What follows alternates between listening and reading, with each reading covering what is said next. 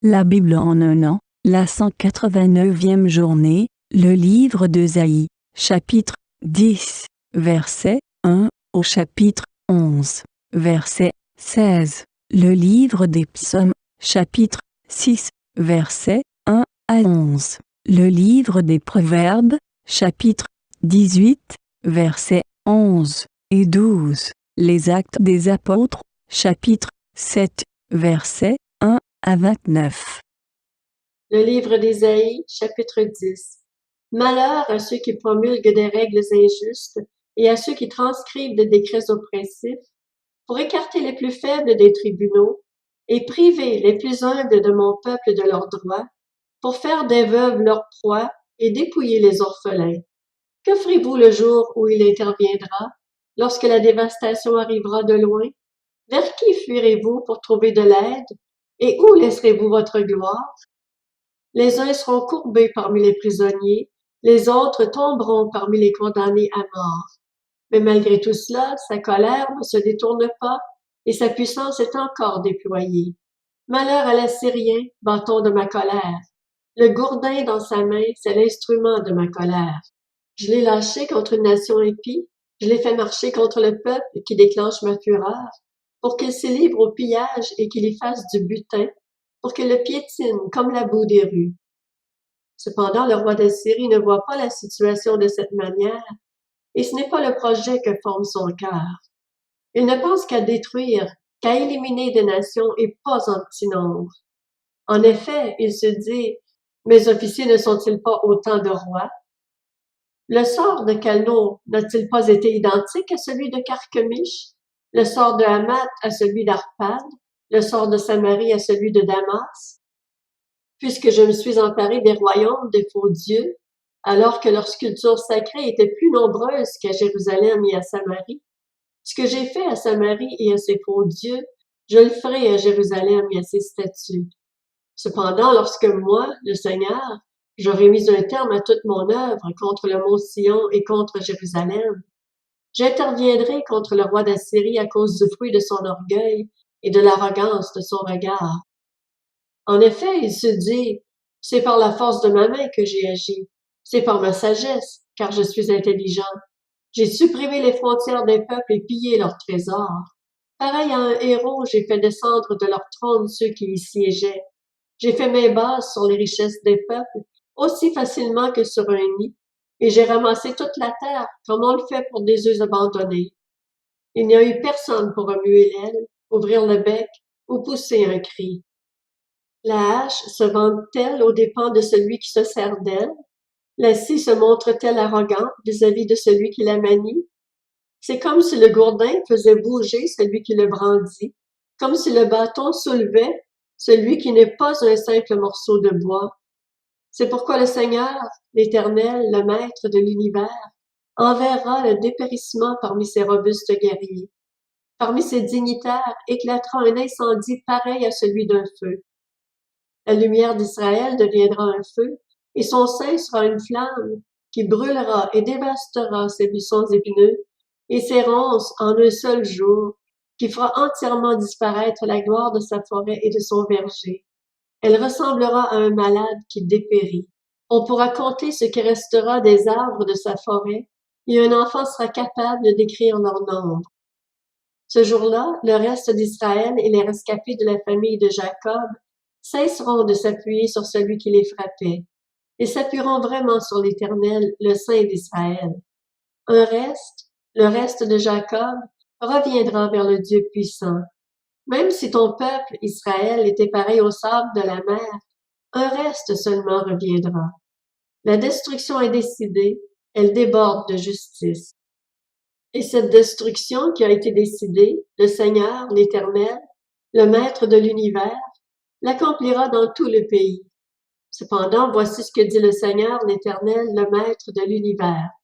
Toi, mon peuple qui habite en Sion, n'aie pas peur de l'Assyrien. Il te frappe à coups de bâton, il lève son gourdin contre toi comme le faisaient les Égyptiens, mais encore un peu, très peu de temps, et ma fureur contre toi prendra fin. Ma colère se dirigera contre lui pour le détruire. L'Éternel, le Maître de l'univers, brandira le fouet contre lui, tout comme il a frappé Madian au rocher d'Oreb, et il lèvera encore son bâton sur la mer, comme il l'a fait en Égypte. Ce jour-là, le fardeau qu'il faisait peser sur toi sera retiré, la domination qu'il exerçait sera écartée. Brisée, elle laissera place à la bénédiction. Il marche sur Ajat, traverse Migron, laisse ses bagages à Micmash. Il passe le défilé, il couche à Géba. Rama tremble, Gibea, la ville de Saül, prend la fuite. Pousse des cris d'angoisse, fille de Galim. Fais attention, Laïcha. Malheur à toi, Anatote. Madmena se disperse, les habitants de Guébin cherchent un refuge. Le même jour, il fait halte à Nob et menace la montagne de la fille de Sion, la colline de Jérusalem. Voici que le Seigneur, l'Éternel, le Maître de l'univers, brise les branches avec violence. Les plus hauts arbres sont abattus, les plus élevés sont jetés par terre. Il taille avec le fer les buissons de la forêt, et le Liban s'effondre sous les coups du Dieu puissant. Le livre d'Ésaïe, chapitre 11. Puis un rameau poussera de la souche d'Isaïe, un rejeton de ses racines portera du fruit. L'Esprit de l'Éternel reposera sur lui. Esprit de sagesse et de discernement, esprit de conseil et de puissance, esprit de connaissance et de crainte de l'Éternel. Il prendra plaisir dans la crainte de l'Éternel. Il ne jugera pas sur l'apparence, n'adressera pas de reproches sur la base d'un ouï-dire. Au contraire, il jugera les faibles avec justice et corrigera les malheureux de la terre avec droiture. Il frappera la terre par sa parole, comme par un coup de bâton, et par le souffle de ses lèvres, il fera mourir le méchant. La justice sera comme une ceinture autour de sa taille, et la fidélité comme une ceinture sur ses hanches. Le loup habitera avec l'agneau, et la panthère se couchera avec le chevreau. Le veau, le jeune lion et le bétail qu'on engraisse vivront ensemble, et un jeune garçon les conduira. La vache et l'ours auront un même pâturage, leurs petits un même enclos, et le lion mangera de la paille comme le bœuf. Le nouveau-né s'amusera sur le nid de la vipère, et le petit enfant mettra sa main dans la grotte du cobra. On ne commettra ni mal, ni destruction sur toute ma montagne sainte, car la terre sera remplie de la connaissance de l'Éternel, tout comme le fond de la mer est recouvert par l'eau. Ce jour-là, la racine d'Isaïe, dressée comme un étendard pour les peuples, sera recherchée par les nations, et son lieu de résidence sera glorieux. Ce jour-là, le Seigneur interviendra de nouveau pour racheter le reste de son peuple, ceux qui seront restés en Assyrie et en Égypte, à Patros et en Éthiopie, à Elam, à Shinear, à Hamath et dans les îles de la mer. Il dressera un étendard pour les nations, il rassemblera les exilés d'Israël et réunira les dispersés de Juda des quatre coins de la terre. La jalousie d'Éphraïm disparaîtra et ses adversaires en Juda seront éliminés. Éphraïm ne sera plus jaloux de Juda, et Juda ne sera plus l'adversaire d'Éphraïm. Au contraire, ils fondront sur l'épaule des Philistins à l'ouest, ils pilleront ensemble les nomades de l'est. Ils auront la main mise sur Edom et Moab, et les Ammonites leur seront soumis. L'Éternel fendra le golfe de la mer d'Égypte et menacera l'Euphrate en soufflant avec force. Il le partagera en 7 canaux, et l'on pourra y marcher en sandales. Il y aura une route pour le reste de son peuple, pour ceux qui seront restés en Assyrie, comme il y en a eu une pour Israël le jour où il est sorti d'Égypte. Le livre des Psaumes, chapitre 6. Au chef de chœur, avec instrument à cordes sur la harpe à 8 cordes. Psaume de David. Éternel, ne me punis pas dans ta colère, et ne me corrige pas dans ta fureur. Aie pitié de moi, Éternel, car je suis sans force. Guéris-moi, Éternel, car je tremble de tous mes os. Mon âme est toute troublée. Et toi, Éternel, jusqu'à quand me traiteras-tu ainsi? Reviens, Éternel, délivre-moi, sauve-moi à cause de ta bonté, car dans la mort on n'évoque plus ton souvenir. Qui te louera dans le séjour des morts? Je m'épuise à force de gémir. Chaque nuit, mon lit est trempé de mes larmes, il est inondé de mes pleurs. Mes yeux sont usés par le chagrin. Tous ceux qui me persécutent les affaiblissent. Éloignez-vous de moi, vous tous qui commettez l'injustice, car l'Éternel entend mes pleurs. L'Éternel exauce mes supplications, l'Éternel accueille ma prière. Tous mes ennemis sont remplis de confusion et d'effroi. Ils reculent, soudain couverts de honte. Le livre des Proverbes, chapitre 18. La fortune du riche est sa forteresse. Dans son imagination, elle est comme une haute muraille. Avant la ruine, le cœur de l'homme se montre fier, mais avant la gloire se trouve l'humilité. Actes des apôtres, chapitre 7. Le grand prêtre dit: « Est-ce exact? » Étienne répondit: « Mes frères et pères, écoutez. Le Dieu de gloire est apparu à notre ancêtre Abraham lorsqu'il était en Mésopotamie, avant qu'il ne s'installe à Charan, et lui a dit: « Quitte ton pays et ta famille, et va dans le pays que je te montrerai. » Il a alors quitté le pays des Chaldéens et est allé habiter à Charan. De là, après la mort de son père, Dieu l'a fait passer dans le pays que vous habitez maintenant. Il ne lui a donné aucun héritage dans ce pays, pas même de quoi poser le pied, mais il a promis de lui en donner la possession, ainsi qu'à sa descendance après lui, alors même qu'il n'avait pas d'enfant. Voici ce que Dieu a dit. Ses descendants séjourneront dans un pays étranger.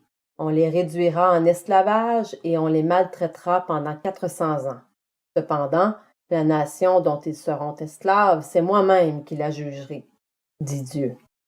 Après cela, ils sortiront et ils me serviront dans ce lieu-ci. Puis Dieu a donné à Abraham l'alliance de la circoncision. Ainsi, Abraham a eu pour fils Isaac, et il a circoncis le 8e jour. Isaac a fait de même pour Jacob, et Jacob pour les 12 patriarches. Les patriarches, jaloux de Joseph, l'ont vendu pour qu'il soit amené en Égypte. Mais Dieu était avec lui et l'a délivré de toutes ses détresses. Il lui a donné la sagesse et la grâce devant le Pharaon, le roi d'Égypte, qui l'a établi gouverneur de l'Égypte et de toute sa maison. Il est alors survenu une famine dans toute l'Égypte et en Canaan. La détresse était grande et nos ancêtres ne trouvaient pas de quoi manger. Jacob a appris qu'il y avait du blé en Égypte et il y a envoyé nos ancêtres une première fois. La deuxième fois, Joseph s'est fait reconnaître par ses frères et le Pharaon a ainsi appris quelle était son origine. Puis Joseph a envoyé chercher son père Jacob et toute sa famille, composée de 75 personnes. Jacob est descendu en Égypte où il est mort, ainsi que nos ancêtres. Leurs corps ont été transportés à Sichem et déposés dans le tombeau qu'Abraham avait acheté à prix d'argent au fils d'Hamor à Sichem. Le temps où devait s'accomplir la promesse que Dieu avait faite à Abraham approchait, et le peuple a grandi et augmenté en nombre en Égypte, jusqu'à la venue d'un autre roi, qui n'avait pas connu Joseph. Ce roi s'en est pris avec perfidie à notre peuple, et a maltraité nos ancêtres, au point de leur faire abandonner leurs enfants pour qu'ils ne survivent pas. À cette époque est né Moïse, qui était beau aux yeux de Dieu. Il a été nourri 3 mois chez son père, et quand il a été abandonné, la fille du Pharaon l'a adopté et l'a élevé comme son fils. Moïse a été formé avec toute la sagesse des Égyptiens. Il était puissant en parole et en actes. Il était âgé de 40 ans lorsqu'il a eu à cœur de rendre visite à ses frères, les Israélites. Il en a vu un qu'on maltraitait, a pris sa défense, et pour venger l'homme malmené, a frappé l'Égyptien. Ses frères comprendraient que Dieu leur accordait la délivrance par son intermédiaire, pensait-il, mais ils ne l'ont pas compris. Le jour suivant, il est venu au milieu d'eux alors que certains se battaient, et il a essayé de ramener la paix en leur disant: « Vous êtes frères, pourquoi vous faites-vous du mal l'un à l'autre? » Mais celui qui maltraitait son prochain l'a repoussé en disant: « Qui t'a établi chef et juge sur nous? Veux-tu me tuer comme tu as tué l'Égyptien hier? » À cette parole, Moïse a pris la fuite et est allé habiter dans le pays de Madian, où il a eu 2 fils.